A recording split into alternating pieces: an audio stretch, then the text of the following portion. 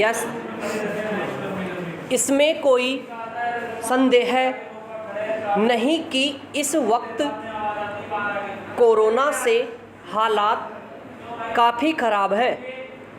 ऐसे में अगर परीक्षाओं का आयोजन होता तो परीक्षार्थियों में संक्रमण का खतरा कई गुना बढ़ जाता। CBSE की परीक्षा में करीब 35 लाख से ज़्यादा बच्चे बैठने थे।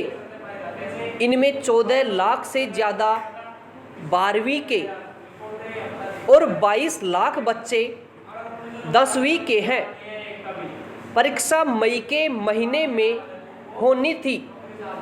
विशेषज्ञों ने अप्रैल और मध्य मई में महामारी के चरम पर होने का अनुमान व्यक्त किया है।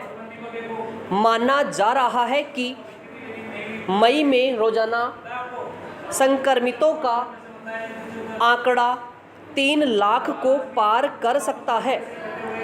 ऐसे में परीक्षाओं का आयोजन एक और गंभीर संकट खड़ा कर देता।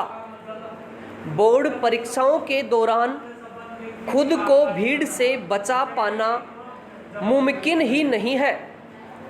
परीक्षा केंद्रों पर होने वाली भीड़ संक्रमण फैलने का बड़ा जरिया बन जाती।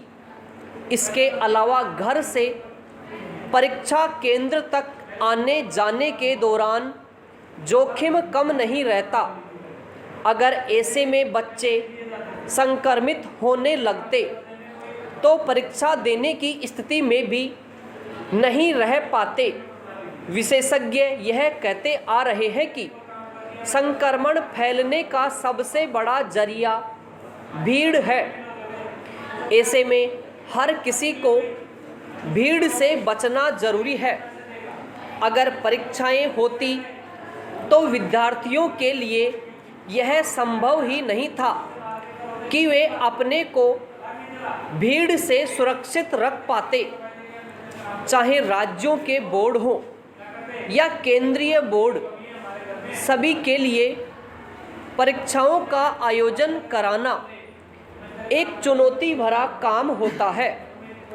हालांकि यह सब एक निर्धारित व्यवस्था के तहत चलता है, फिर भी है तो बड़ा काम।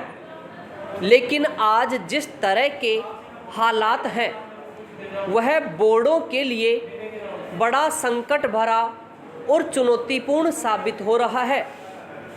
इसलिए कई राज्यों ने अपनी बोर्ड परीक्षाओं को फिलहाल टाल दिया है।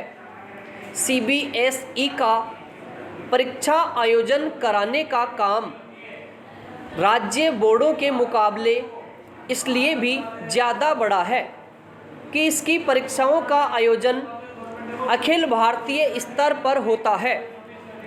ऐसे में CBSE कैसे सफलतापूर्वक यह आयोजन करा पाता, यह बड़ा सवाल था।